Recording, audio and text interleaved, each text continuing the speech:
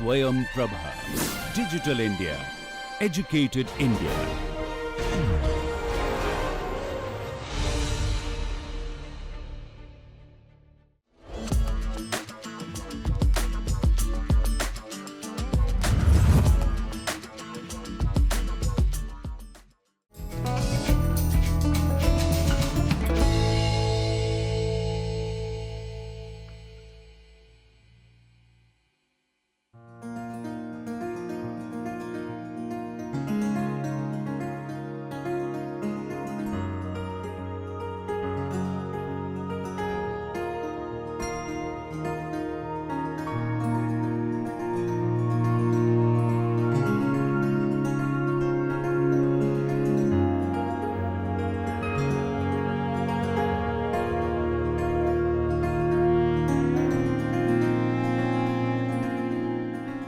आप सभी को मेरा सादर नमस्कार. It is indeed my privilege to welcome you all today to this conclave on a theme which, needless to say, has a universal resonance. My heartfelt gratitude to all of you who have travelled from many parts of our country and made the effort to join us today. Our young today face many challenges on several fronts, and therefore there could not have been a more opportune moment to incorporate this significant topic of universal human values in our curriculum. NEP 2020 has also aptly recognized this need. All of us gathered here today are entrusted with the responsibility of the well-being of the organizations that we work for. We must strive to contribute meaningfully, and the welfare of our community, including our colleagues and our students, should be a priority for us. Maintaining harmony and comradeship is essential. Any discord can only be harmful to society. In this context, I am reminded of a quote by Peter Kropotkin, a Russian historian, philosopher, and scientist. I quote, "Competition is the law of the jungle. Cooperation is the law of civilization." Unquote. Now, what does it convey? That an individual focus could be for something as basic as survival, or even for larger aspirations for the self. However, for a collective good, for society to flourish and to sustain, we need to be together and to create a support system for one another.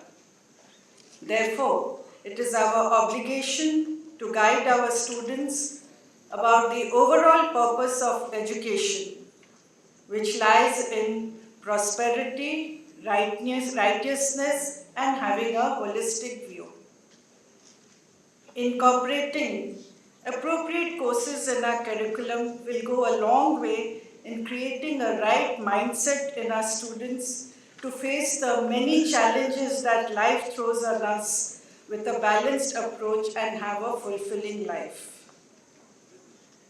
Over the course of the day, we will have various sessions where there will be deliberations, experiences would be shared on what has been achieved and the possible paths forward.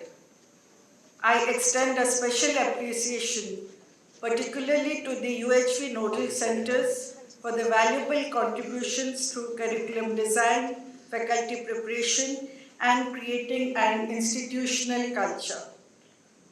I also applaud the UHV team for their utmost commitment and dedication. In our conversations yesterday, I got a flavor of their expanse of work. Today we will also hear about what AICTE has been doing on this front. Before I end, I would just like to share one thought. As you are all aware, our Honorable Chairman also heads University of Delhi as its Vice Chancellor. There is a quote in his office there which reads, I quote, "I shall pass through this world but once. Any good thing that I can do or any kindness that I can show to any human being, Let me do it now and not defer it, for I may not pass this way again. Those of us who have worked under Sir's guidance, I am one of those fortunate ones, and have witnessed firsthand his way of functioning, know very well that he truly follows this in letter and in spirit.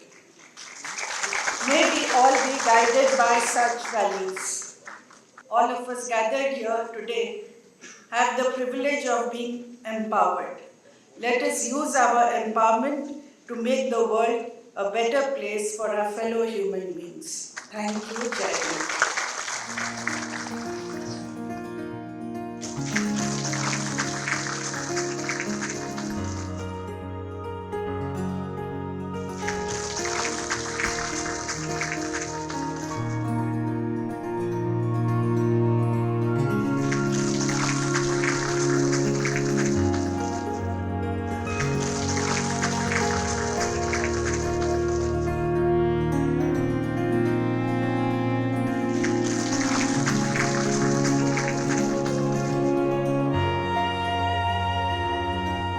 I congratulate AICT and everyone who has been part of developing such an important document in education. I unquote. Thank you very much, sir. नमस्ते। देखो, पहली human value तो यही है कि नमस्ते का जवाब नमस्ते से देना चाहिए। हाँ, तो नमस्ते। हाँ, तो एक तो मैंने सिखा दिया आपको ह्यूमन वैल्यू। मेरे मित्र professor Vinay Pathak, president association of Indian universities and vice chancellor of Kanpur university, professor Anil Sahasrabudhe, chairman national education technology forum, जिनके बारे में प्रोफेसर विनय पाठक ने कहा कि हमारे ब्रांड एम्बेसडर हैं, तो मैंने कहा फिर तो हमारे अमिताभ बच्चन हैं। तो उन्होंने कहा नहीं, अमिताभ बच्चन नहीं है, देवानंद हैं हमारे। मैं कहा चलिए, दोनों ही सही, दोनों ही ब्रांड बड़े नाम हैं, आपको सर ये दोनों नाम शुभ हों। Professor Rajneesh Arora, chairman national coordination committee for induction programme, all India council for technical education. Professor Raju Lasthana, vice chairman. Professor HD Charan, chairman national committee for universal human values, all India council for technical education. आदरणीय गणेश बागेरिया जी, आदरणीय Chomu Shastri ji, professor Shyamarath, member secretary, all India council for technical education, respected vice chancellor from different universities, director of different institutions, officers and officials of All India Council for Technical Education, and my dear outstanding and distinguished faculty members and friends.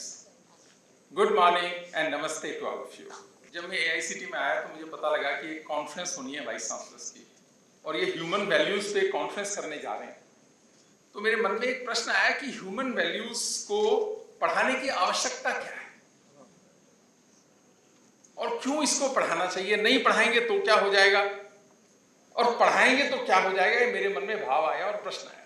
हम सब यहाँ पर teachers हैं और हम ये जानते भी हैं और मानते भी हैं कि शिक्षा का एपिसेंटर होना चाहिए। ये तो शिक्षा के कोर में होना चाहिए। ह्यूमन वैल्यूज की जब हम बात करते हैं, मानवीय गुणों की बात करते हैं, ये शिक्षा के एपिसेंटर में होना चाहिए। अगर ये शिक्षा के एपिसेंटर में नहीं है तो इसको लाने का प्रयास होना चाहिए था। एक अच्छा प्रयास शुरू किया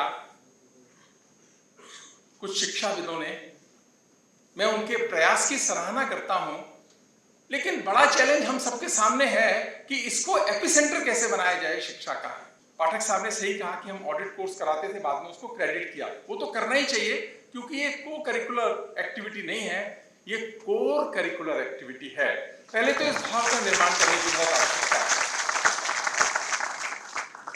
तो एक और मन में बात आता है, जब हम यूनिवर्सल वैल्यूज की बात करते हैं, यूनिवर्सल, तो इसका मतलब क्या है और इसका भाव क्या है। बहुत सारे शब्द बताए गए, सभी मेरे से पहले वक्ताओं ने कहे हैं और सब सही भी हैं कि ये भाव है धर्म का, न्याय का।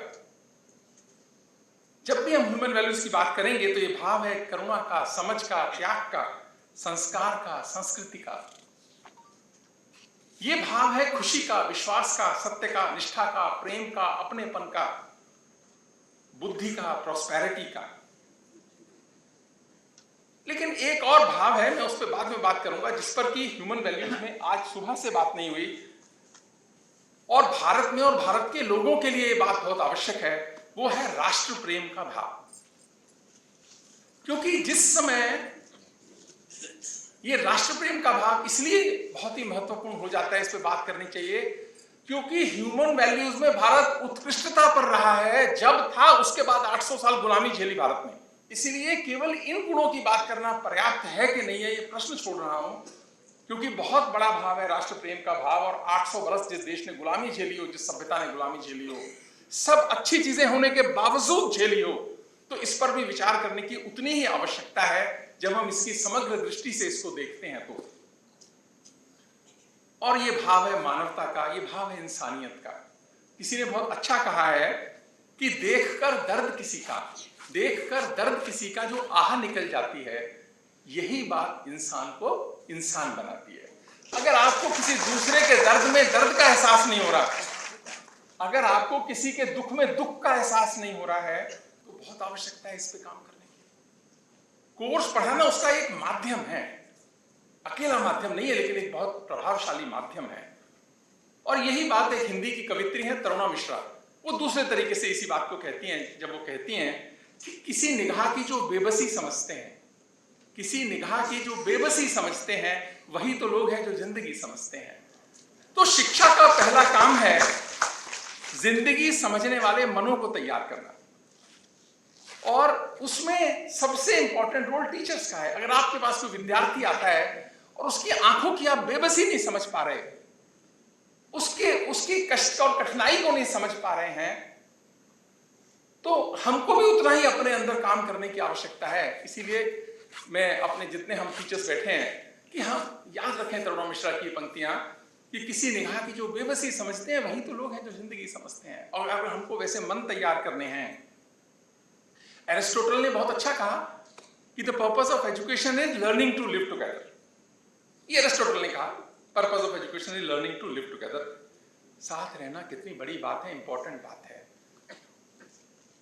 इसको मैं दूसरे तरीके से कहता हूं और बहुत बार कोट भी करता हूं कि समझ को विकसित करना ही शिक्षा है। समझ को विकसित करना ही शिक्षा है। और अभी हमारी मेंबर सेक्रेटरी प्रोफेसर श्यामारत ने बहुत अच्छी बात कही, मैंने इमीडिएटली नोट करी कि मैं उसको कोट करूंगा। उन्होंने कहा, जबकि competition is the law of jungle, competition is the law of jungle and collaboration is the law of civilisation. ये बहुत बड़ी बात है, बहुत गंभीर बात है, क्योंकि आपका पूरा शिक्षा का तंत्र कंपटीशन से चलता है। हम कोलैबोरेशन की बात करते हैं, कोलैबोरेशन करते नहीं है। सारा तंत्र, सारा सिस्टम, सारे इंस्ट्रूमेंट, सारे टीचर, सारा एग्जाम, सारा इवैल्यूएशन, सारा कंपटीशन चलता किस पे है? Competition, competition and competition. चाहिए क्या? Collaboration, collaboration and collaboration. तो जो चाहिए उस पर काम ही नहीं शिक्षा करती है। तो ये बात तो प्रोफेसर श्यामा ने बहुत अच्छी बात कही है। ये मूल है जो कोर में आनी चाहिए। ये तो जंगल का लॉ पढ़ा रहे हो आप, जंगल का लॉ पढ़ा नहीं रहे हो, प्रैक्टिस कर रहे हो। सिविलाइजेशन अगर बात है तो और क्या इंस्ट्रूमेंट्स हो सकते हैं? क्योंकि शिक्षा को इसके लिए तैयार होने की आवश्यकता है। मैं बहुत बार एक घटना सुनाता हूं आज भी, क्योंकि आज मुझे लगता है सही समय है उस घटना को दोबारा से बताने का, क्योंकि मेरे जिंदगी में उसने प्रभाव डाला। उस बात में मुझे ईश्वर की कृपा से कई विश्वविद्यालयों में काम करने का अवसर मिला, एक दो टेक्निकल इंस्टीट्यूशंस में भी काम करने का अवसर मिला। और वहां के, क्योंकि वहां पर बहुत अच्छे बच्चे आते हैं, तो किसी को 1 करोड़ का पैकेज मिलता है, किसी को 2 करोड़ का पैकेज मिलता है, किसी को 2.5 करोड़ का पैकेज मिलता है। तो मेरा मन हुआ कि ये देश के ब्राइट बच्चे हैं, तो एज ए वाइस चांसलर मुझे इनसे बात करनी चाहिए, इनके मनों को समझना चाहिए कि हमारे इतने अच्छे बच्चे कैसे हैं। एक बच्चे से बात हो रही थी, अच्छा पैकेज उसको मिला। उस समय की बात है, कुछ पुरानी बात होगी, 1.25 करोड़ का पैकेज था, कि आज भी ज्यादा ही होता है 1.25 करोड़ का। तो जब मैं, और ज्यादातर बच्चों का लगभग मोर और लेस ऐसा सही था कुछ वो क्या, मैंने उसको पूछा कि बेटा ये 1.25 करोड़ का पैकेज आ गया है, तो बहुत अच्छा है। कहते हाँ सर बहुत अच्छा है। मैंने कहा क्या करोगे? तो उसने कहा कि मौज करेंगे। तो मैंने कहा मौज करने से मतलब क्या? ये तो अच्छी बात है कि हम मौज करेंगे, पर मौज करने से मतलब क्या है? उसने कहा सर मैं ना एक बड़ी सी कार खरीद लूंगा। ये तो बहुत अच्छी बात है, पर कार के बाद भी बहुत सारा बच जाएगा। कार तो खरीद लोगे लेकिन बहुत सारा पैसा बच जाएगा, करोगे क्या? कहता है सोचता रहा, कहता सर मकान खरीद लूं। मैंने कहा इतनी जल्दी मकान खरीद के क्या करोगे? तो मैंने सोचा मैं इसकी मदद करता हूं इस बच्चे की। तो मैंने उसको कहा कि बेटा इसमें से कुछ अपने माँ बाप को दोगे क्या? उसका जवाब कहता है कि sir they don't need my money, they have enough, they don't need my money. मैंने कहा बेटा अभी तो पैसा आया नहीं, माई तो पहले लग गया उसमें, अभी तो आना है। फिर मैंने कहा कि पर माँ बाप को दोगे तो अच्छा लगेगा उनको। कहता sir they have enough, you don't know the financial condition of my house, कोई आवश्यकता नहीं है। मतलब वो ना, मैं उसे पुश कर रहा हूं और वो पुश होने को तैयार नहीं है। मैंने देखो उस बच्चे को जिसका मन ऐसा बन गया, मैं उससे फिर कहता हूं कि इसमें से कुछ हमको दोगे क्या?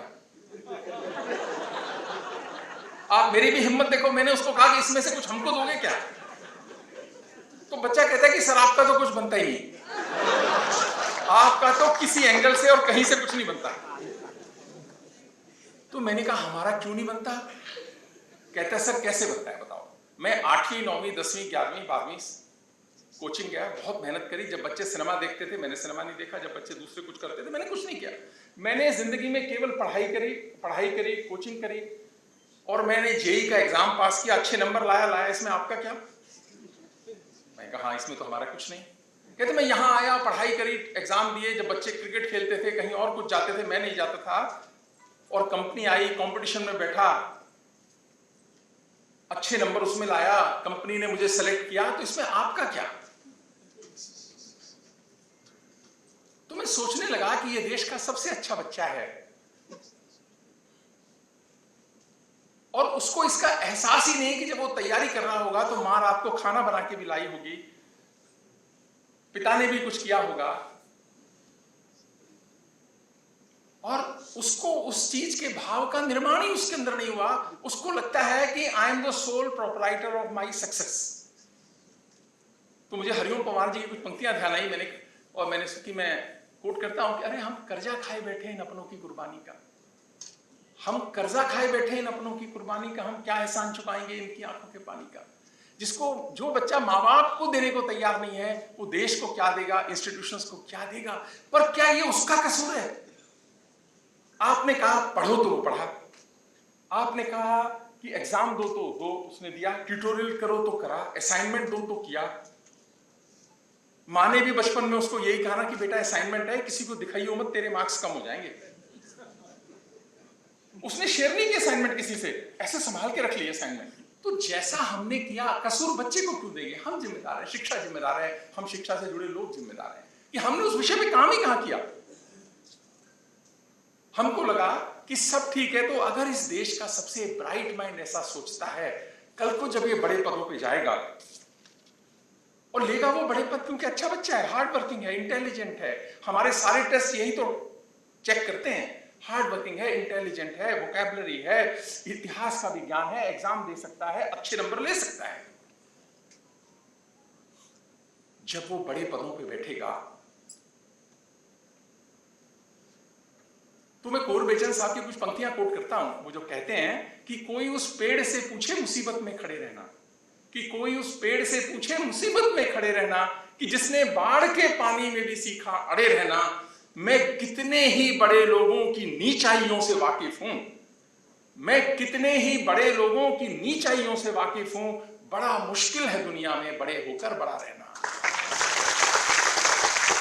हम बहुत बार लोगों से मिलते हैं, और अगर आपको अपनेपन का एहसास नहीं आता, मिलकर आप निकलते हैं तो छोटापन लगता है, आप बाहर आते हैं तो आपके मन में क्या भाव आता है कि कुर्सी तो बड़ी थी पर आदमी छोटा बैठा हुआ था। ये मन में भाव बहुत बार आता है, हम सबकी जिंदगी में आता होगा कि कुर्सी तो बड़ी थी पर आदमी छोटा बैठा हुआ था।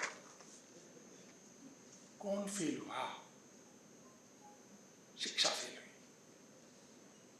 क्योंकि शिक्षा ने पहली क्लास से लेकर और पीएचडी तक इस भाव पर काम किया ही नहीं कि एक व्यक्ति जब आपसे मिलने आता है तो उसको छोटेपन का एहसास नहीं होना चाहिए। आप करा देते हैं, और आप अननोइंगली करा रहे हैं। मैं उन बच्चों का कसूर बिल्कुल नहीं मानता हूं। जैसे आपने सिस्टम बनाए, उसके वो बेस्ट बच्चे हैं, अच्छा कर रहे हैं, पर उस भाव पे मैं एक और घटना सुनाता हूं। कि इस कंपटीशन से जो श्यामा जी ने बात कही, ये जो मार्क्स बेस्ड सिस्टम का नुकसान क्या हुआ। यहां पे प्रोफेसर वैशाली बैठी है, मैं उन्हीं की यूनिवर्सिटी, अपनी यूनिवर्सिटी से आता हूं। मैं जब क्लास में पढ़ाता था, आप भी पढ़ाते होंगे, बहुत सारे बच्चे ऐसे होते हैं, आप असाइनमेंट दो या आपने पेपर चेक करके उनको दिया तो वो आपके पास भाग कर आ जाते हैं कि सर इसमें आपने नंबर कम दिए, इस सवाल में नंबर कम दिए, 4 ज्यादा चाहिए, 5 ज्यादा चाहिए, 2 नंबर एक्स्ट्रा लगा दो सर। आएंगे, उनका स्वभाव है। मैं क्या करता हूं, 4-5 बच्चों को समझ लेता हूं कि ये 4-5 बच्चे तो आएंगे ही हर बार। तो मैंने क्या किया, कई बार उनके मार्क्स में जैसे 20 आ रहे थे तो 25 कर दिए, 26 आ रहे थे तो 28 कर दिए। अब मैं देखता हूं कि रिएक्शन क्या है बच्चे का। जब मैं कॉपी डिस्ट्रीब्यूट करता हूं, मैं ध्यान से देखता हूं तो बच्चा अपनी कॉपी ऐसे चेक करता है, देखता है और वो कॉपी को बंद करके रखता है। दोस्त बोलता होगा दिखाने को, तो दिखाता नहीं उसको, वो दिखाता नहीं है उसको कॉपी। यानी 3 और 4 मार्क्स ने पूरा ईमान खरीद लिया उसका, पूरा ईमान खरीद लिया उसका, पूरी ह्यूमन वैल्यूज खरीद ली उसकी। आप सिखाते रहिए।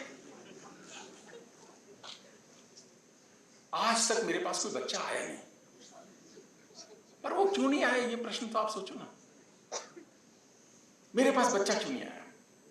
उसको पता था मैं मार्क्स कम कर दूंगा, इसीलिए नहीं आया ना। उसको पता था मैं मार्क्स कम कर दूंगा।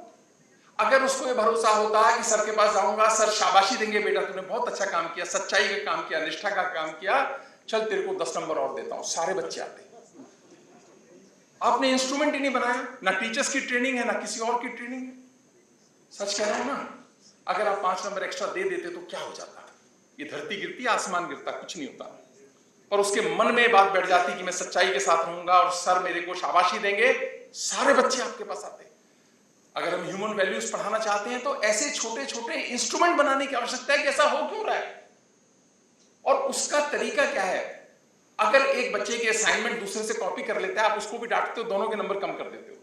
आप तय कर देते हो उस दिन कि बच्चा किसी से कुछ शेयर नहीं करेगा, उसको सिखाएगा नहीं, और आप बंधुत्व की बात करते हैं, कोलैबोरेशन की बात करते हैं। कहां कोलैबोरेशन? अगर 2 बच्चों की सेम असाइनमेंट पकड़ी गई, दोनों को बुलाकर समझाएंगे और जिसने उसको सिखाया या उसकी कॉपी कराई है, अब आपको लगेगा मैं कॉपी करने को बढ़ावा दे रहा हूं। मैं कॉपी करने को बिल्कुल बढ़ावा नहीं दे रहा। मैं बात क्या कह रहा हूं कि आपने उसके अच्छे वैल्यू सिस्टम को सराहा कब? पूरी शिक्षा में। जब कंपटीशन बेस्ड, मार्क्स बेस्ड पूरा सिस्टम हमने बना दिया तो केवल इंडक्शन प्रोग्राम या कोर्स करना पर्याप्त नहीं है, हर इंस्ट्रूमेंट पे काम करने की जरूरत है अगर इसके असर को बढ़ाना है तो। क्योंकि अच्छाई के पेड़ लगाओगे तो ही तो जब वो बड़े बनेंगे तो उसमें फल आएंगे। क्योंकि जिस चीज में इन्वेस्ट करोगे ना, मिलेगा तो वही। बात हुई कि माइनर डिग्री ह्यूमन रिसोर्स में, इसमें यूनिवर्सल ह्यूमन वैल्यूज में कराएंगे, बिल्कुल करानी चाहिए, फैकल्टी डेवलपमेंट प्रोग्राम कराने चाहिए। और AICTE के माध्यम से बहुत अच्छा भी हुआ कि 4-5 हजार इंस्टीट्यूशन से इसको काम भी कर रहे हैं। 1 लाख ट्रेनिंग। एक बार बात कही गई कि हमारे टीचर पैसे नहीं लेते। मेरा उसमें व्यू थोड़ा अलग है।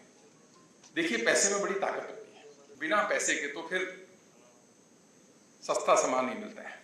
मैं ऐसा मानता हूं, बड़ी जिम्मेदारी से कह रहा हूं इस बात को। पैसा गलत तरीके से कमाया गलत है, अच्छे तरीके से पैसा कमाया गलत कैसे हो सकता है? वो कभी भी गलत नहीं हो सकता। वो तो अच्छे व्यक्ति के हाथ में आया पैसा उस अच्छाई को और बढ़ाएगा, उसको आगे बढ़ाएगा। वो उसकी सच्चाई का पैसा है, ईमानदारी का पैसा है, मेहनत का पैसा है, और वो कहीं ना कहीं इंस्ट्रूमेंट है। इसलिए मैं पैसे को बहुत अच्छा मानता हूं अगर वो अच्छे सोर्स से, अच्छे तरीके से आ जाए। खैर, मैं थोड़ा, आप लोग सोचिएगा, मैं तो वैसे साधारण आदमी हूं तो साधारण तरीके से अपनी बात कह रहा हूं। अभी हमने दिल्ली विश्वविद्यालय में राष्ट्रीय शिक्षा नीति के बाद में वैल्यू एडिशन कोर्सेज पे काम किया कि ये ह्यूमन वैल्यूज के। और आज अच्छा है कि प्रोफेसर निरंजन भी यहाँ है जो इसको एग्जीक्यूट कराते हैं। हमने कोई चीज कंपलसरी नहीं करी कि कोई ये कह दे कि जी ये आपको पढ़ना ही है, लेकिन हमने 10-20 कोर्सेज बनाए हैं और हर स्टूडेंट को 2 क्रेडिट लेना है हर सेमेस्टर के अंदर, ताकि कंटिन्यूस चले वो अपनी उसमें। मैं आपको थोड़ा डेटा शेयर करूंगा सिर्फ कि कल्चर एंड कम्युनिकेशन पे 40,423 बच्चों ने उसको लिया। एक कोर्स है the art of being happy, 59,559 लोगों ने लिया। ये 3 साल का डेटा है, आप इसको डिवाइड कर सकते हैं, 3 से कर सकते हैं। इमोशनल इंटेलिजेंस को 42,000 के करीब ने लिया। एथिक्स एंड कल्चर को 36,625 ने लिया। भारतीय भक्ति परंपरा और जीवन मूल्य को करीब 7,000-8,000 लोगों ने लिया। धीरे धीरे पॉपुलर हो रहे हैं, बच्चे अपने इंटरेस्ट के हिसाब से कोर्सेज को ले भी रहे हैं, तो प्रभाव तो पड़ रहा है। पर ये ना, सच बता रहा हूं, ये बहुत आवश्यक है, ये कोर है। पर इसके साथ इसके इंस्ट्रूमेंट चाहिए हर कोर्स में इंप्लीमेंट करने के लिए, जिससे उस भाव जो वो सीखता है क्लास में, वो प्रैक्टिस में भी तो देखे और प्रैक्टिस करे। कोलैबोरेशन को बढ़ाना है तो ग्रुप लर्निंग को जब आप बढ़ाएंगे तो उसके मार्क्स दीजिए बच्चों को। टीचर्स को लगना चाहिए, एक बच्चा जो बार बार आता है, क्लास में भी सपोर्ट करता है, अटेंडेंस भी देता है, वो डिसिप्लिन बच्चा है, तो उसको उसका कुछ फायदा तो दीजिए। मार्क्स में भी हो सकता है, प्रशंसा से भी हो सकता है, व्यवहार से भी हो सकता है। क्योंकि a society that fosters human values and ethics is a society that thrives in innovation, peace and prosperity. अब ये peace and prosperity तो अच्छी बात है। मैंने अभी शुरू में क्या बात कही थी कि भारत में 800 साल की गुलामी देखी है। उससे पहले ह्यूमन वैल्यूज बहुत हाई थी, जिससे में गुलामी शुरू हुई। वीरता में अच्छे, सब में अच्छे थे, पर चले गए क्योंकि हम शांति काल के नियमों को युद्ध काल में लगाने लगे। गलती क्या हुई?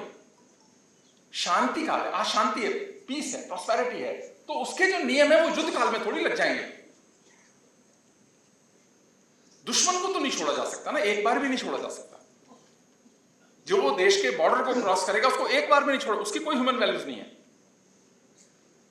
पर भारत ने बहुत बड़ी गलती करी है अपने कालखंड में 800 वर्ष में, कि जो शांति काल में ह्यूमन वैल्यू सिस्टम सिखाया गया, उसने युद्ध काल में भी वही लगाया। देश पर आक्रमण हो रहा है, 4 राजा सहायता को दूसरे राजा के नहीं आ रहे। आप में देशभक्ति का भाव ही नहीं है, उस भाव को निर्माण ही नहीं किया आपने।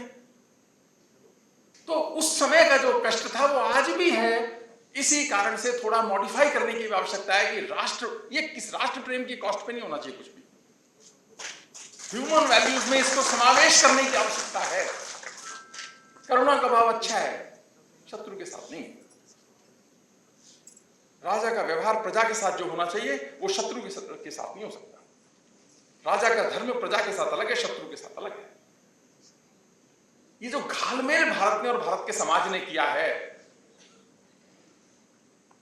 इस पर बहुत विचार करने की आवश्यकता है। आप तो सब ह्यूमन वैल्यूज के हैं, तो आप में से कितने लोग ऐसे हैं जो खुश हैं? जरा हाथ खड़ा करके बताएंगे। भाई 10-20 ने उठाया, दूसरे एक दूसरे को देख के उठा रहे हो, ये क्या बात है? ऐसा नहीं करो ना। क्योंकि किसी ने बहुत अच्छा कहा है कि सबको गिला है कि हमको कम मिला है, पर ये तो सोचो आप जितना कितनों को मिला है। तो खुश रहने के तो बहुत कारण हो सकते हैं, आप कैसे ढूंढना चाहें। इसी कारण से the success of this movement depends significantly on the leadership of the vice chancellors and academic heads.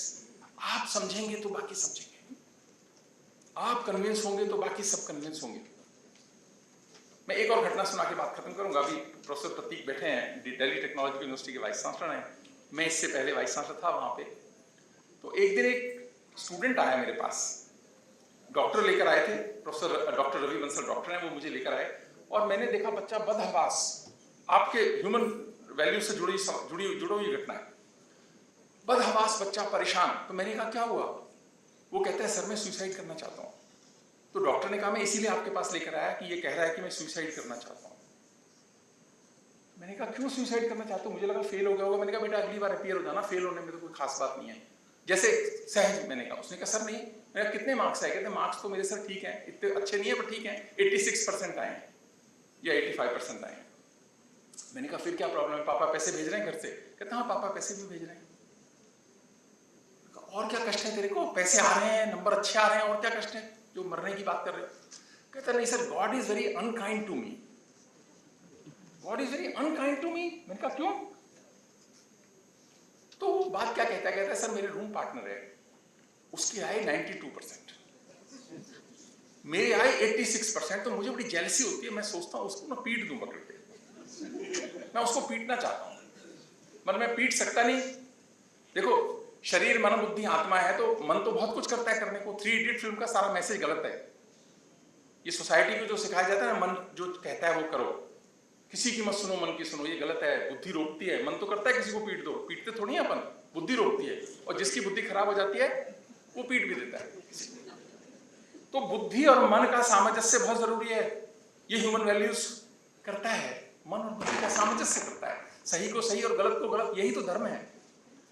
तो खैर मैं उस बात पे आ रहा हूं। तो मैंने उसको कहा कि तो रूम चेंज कर देते हैं तुम्हारा, और इसका क्या है, सिंपल सोल्यूशन। कहता नहीं सर वो रूम नहीं चेंज करना, वो अच्छा बच्चा है, मैं रहना तो उसी के साथ चाहता हूं, पर सर मुझसे ना जेलसी कंट्रोल नहीं हो रही सर, मैं जानता नहीं जेलसी कैसे कंट्रोल करूं, आप मुझे सिखाओ कि जेलसी कैसे कंट्रोल करते हैं। मैं सोचने लगा मुझे नहीं पता कैसे करते हैं ना, मुझे किसी ने सिखाया, और वाइस चांसलर के साथ तो बड़ी दिक्कत है।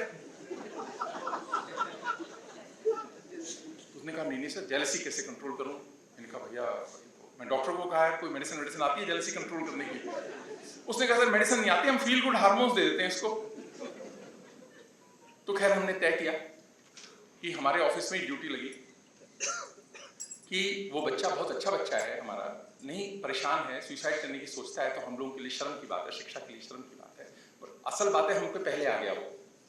हमने कहा ठीक है। मैंने कहा बेटा अच्छा बताओ तू दौड़ा कितने दिन से नहीं है। कहता जी 8वीं के बाद नहीं दौड़ा। मैंने कहा 100 मीटर दौड़ सकता है। कहता नहीं। तो हमने एक कोच को बुलाया कि इसको ना रोज आप 400 मीटर दौड़ाओगे, और उसके बाद हमारे ऑफिस में आकर वो रोज दवाई खाएगा, जो भी डॉक्टर ने दवाई प्रेस्क्राइब करी दवाई खाएगा। आप असर देखिए दो ही चीजों का, कि रोज उसको 400 मीटर एक कोच की जिम्मेदारी लगी, और एक उसको दवाई दी गई, क्योंकि दवाई सामने खा रहे हैं तो हमें पता है कि जा रही है दवाई। आज वो बच्चा बहुत अच्छी कंपनी में काम करता है, उसका जीवन भी सुधरा, और मैं समझता हूँ बहुत अच्छा उसके बाद पैकेज भी होगा। पर यदि हम चूक जाएंगे, ऐसे छोटे छोटे प्रयास नहीं करेंगे, तो आज हर घर में समस्या है, आज हर घर में समस्या है। इंटरनेट और एयर कंडीशनिंग ने कमरे बंद कर दिए सबके घरों में बच्चों के, इंटरनेट के माध्यम से अंदर आ गए। माँ बाप भी खटखटा कर अंदर जा रहे हैं कमरों में, डर रहे हैं। सही बात कही थी कि डरते हैं माँ बाप, पर इससे बाहर निकालने का रास्ता तो यही है जो ह्यूमन वैल्यूज के माध्यम से हम करने का प्रयास कर रहे हैं। तो बहुत अच्छी बात है। So universities must become ecosystem where values are not just taught but they are lived and practiced. How के इंस्ट्रूमेंट डिजाइन करने हैं, how to do it. We have to create an environment where diversity is respected, discussions are encouraged, ethical conduct is the norm, but not at the cost of राष्ट्र प्रेम। ये भारत के लोग नहीं afford कर सकते। खतरे देश पे अभी भी उतने ही हैं जितने की 1100 और 1200 सदी में थे। ये ध्यान हमको रखना है, नई पीढ़ी को रखना है। भारत विकसित राष्ट्र बनने की तरफ बढ़ेगा अगर, तो खतरे और बढ़ेंगे, क्योंकि जो इमारत जितनी ऊंची होती है उतनी खतरे में होती है। आज के जो चैलेंजेस हैं 47 के चैलेंजेस वो नहीं होंगे, बहुत खतरे के साथ चैलेंजेस आएंगे। तो इसीलिए आज हमको बहुत बड़ा काम मिला है कि जो पीढ़ी है जो विश्वविद्यालयों में है, इसने आगे देश को नेतृत्व देना है। अगर इसके मनों को हम अच्छा कर पाए तो समझिए कि हमारा जीवन भी सार्थक होगा। और मैं am very confident that we all will take all necessary steps in our institutions, and our students will become role model for humanity, peace, prosperity without compromising the interest of our country. पर आपसे अच्छा लगा कि इतने पढ़े लिखे लोगों के साथ मिल रहा हूँ जो लोग अच्छा काम कर रहे हैं। ईश्वर हम सबको शक्ति दे कि अच्छा करें। आप सबका बहुत बहुत